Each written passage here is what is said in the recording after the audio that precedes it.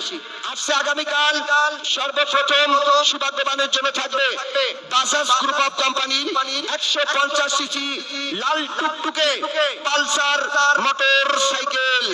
আসছে আগামীকাল সর্বপ্রথম পুরস্কার থাকবে লাল টুকটুকে একটি 150 সিসি পালসার মোটর সাইকেল।